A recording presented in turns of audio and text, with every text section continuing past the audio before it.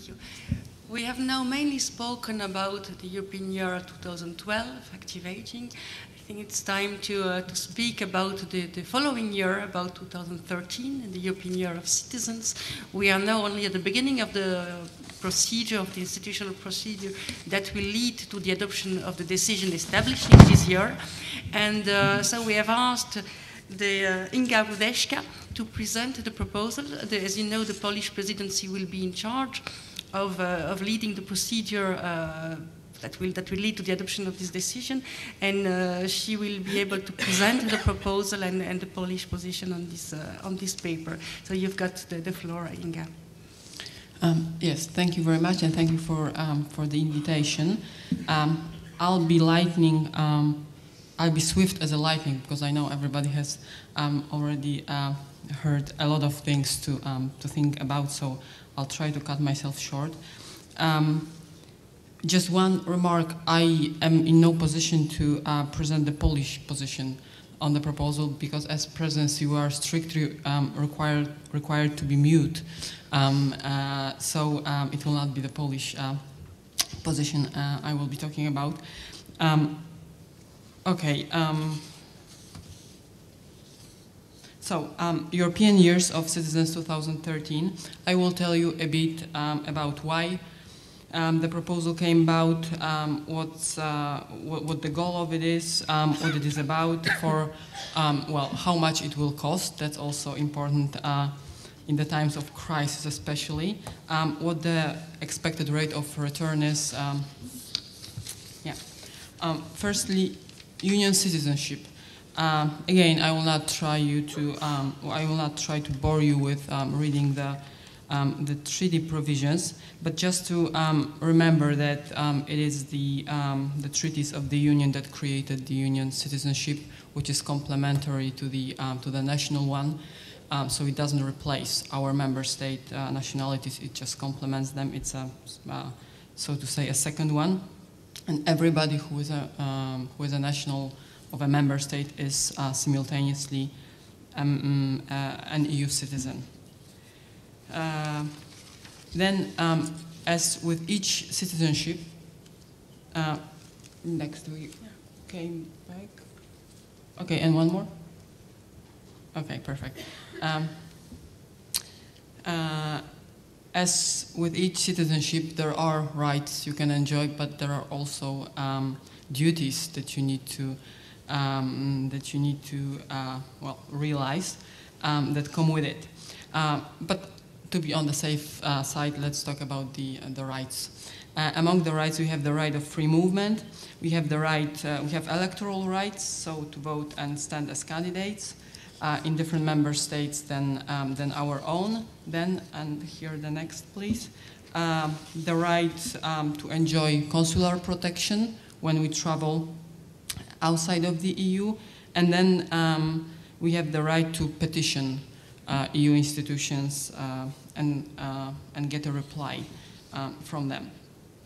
So as said, I will not just to show you these four main areas of where our rights connected with EU citizenship lie. Then the way how this policy develops is not unsupervised. The Commission is obliged to report on how the EU citizenship is getting implemented, and we have a special provision on that in the treaties as well. So far, there has been one report on the implementation of the EU citizenship. You can find it in internet. It's titled, it was published in October 2010, and its title is On Progress Towards Effective EU Citizenship. Just by way of not leaving this unclear, these four main areas of rights that we have as EU citizens are not a closed catalog in terms of that they not be complemented by other rights. They can, but as you can see from the procedure which I described and which is valid for a specific treaty provision, this procedure is a very cumbersome one. It's just changing of the treaty. So there are ways to add additional rights to the union citizenship, but it would take the change of the treaties, which is not unfeasible. It is feasible, but difficult. Okay. So, the next, please. Yeah. So I'm done with describing what citizenship is. The politologist in me is already silent. Now the social scientist comes. EU citizens' awareness of their rights. There have been flash Eurobarometer surveys carried out, analogical ones in 2010 and in 2007. And from the data I put on the slide, you can see that really the rates of EU citizens who know what EU citizenship is and what rights come with it is, to express it in a diplomatic way, unsatisfactory. So if 22% of the people have never heard the term, that's 1/5. If more than 1/3 are not sure about what citizen of the European Union means, well, that's not satisfactory either. Then the next, please. As far as rights are concerned,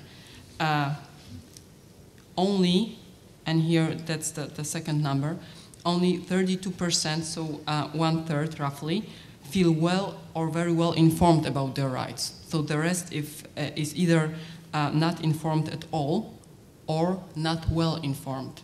Well, that is also something which is to be looked at in a more, in a closer way, because this is really not good. And one thing I would like to point out here, you can see that under each number there's a comparison done with a correspondent number from percentage point from 2007. Virtually no changes. I mean, they are neglectable. So it shows that in the period of 3 years, there has been no real progress in terms of people knowing about EU citizenship and knowing that they are rights connected with it. Yes, the next slide, please. So it is not surprising that the EU decision makers and EU institutions decided that something was to be done about this. Firstly, we had EC president's commitment to work in the field. You have it in the first sentence.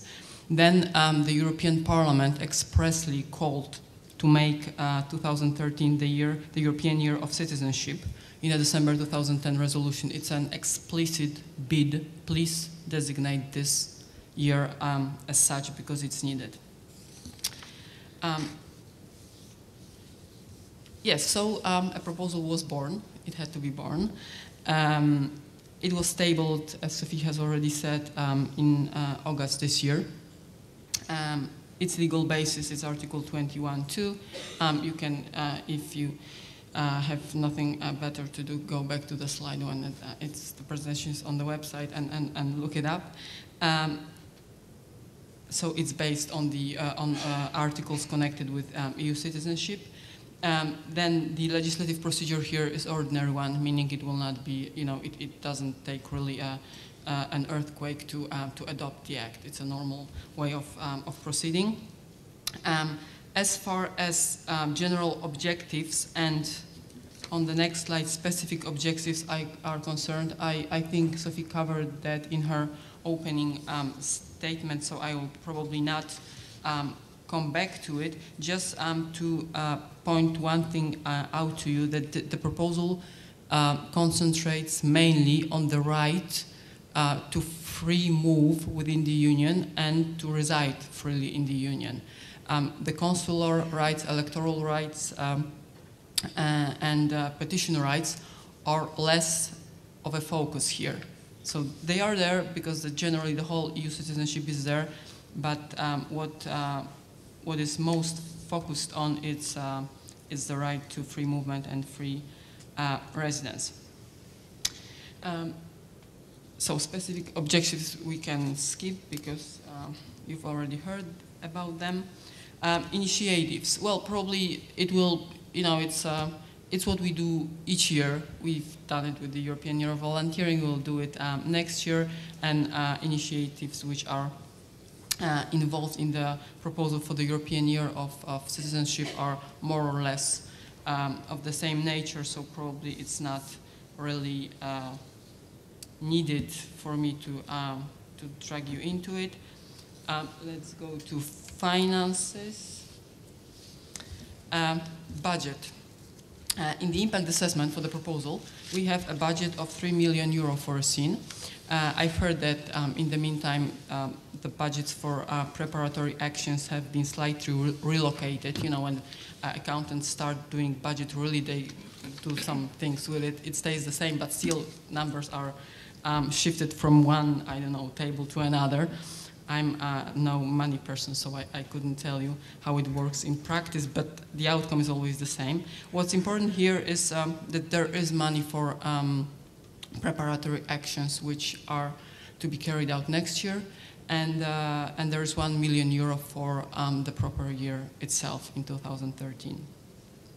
Then the modes of financing, also nothing new in the EU way of doing years. Procurement contracts, award of grants and subsidies by the general budget of the Union. Then the next, decision making, and here probably it's more interesting here. As it usually happens, once the Commission adopts a proposal, tables a proposal, it would present it to the European Parliament and to the Council. The proposal was presented to the EP this October, but the Parliament has already designated a rapporteur, and we expect the report from the first reading from the Parliament to be there in early 2012. And then as far as EU Council is concerned, the proposal has been presented to the respective working party, but I cannot really report to you the outcome of the first reading in the Council because it will start only in 10 days. We will discuss article by article. There are not many articles, so we hope to be fine with it maybe within one meeting. One thing which, as a preliminary remark, was expressed at this point was that member states understood that that the logic of European years is to be for the Commission, for the Union, act as a catalyst for all events, but still they wish to see more bottom-up approach than top-down. It remains to be clear during the next meeting how they understand it. So far, we've heard that one of the understandings could be that there should be co-financing from the side of the Union, so that small, for example, NGOs and small entities can take part in it. Because who really needs information is not the people who appear, you know, in different international fora and they already execute their free movement rights, but it's those who haven't started yet and are in small towns, in villages, and they really could use information in their communities. So that would basically be it. We will be, of course, once we have read the proposal for the first time in the Council in 10 days, we will be very happy, and I'm not being ironic here, to handle the file over to the Danish presidency, because we, as you surely know, need to have the report of the European Parliament, and only then can we adopt the act. So once the report arrives, and it will be early 2012, so we will pass the file over to the Danish presidency, but we hope it will be adopted as soon as possible, because preparatory actions have to start, and there's no really time for delaying that. Yes, thank you very much.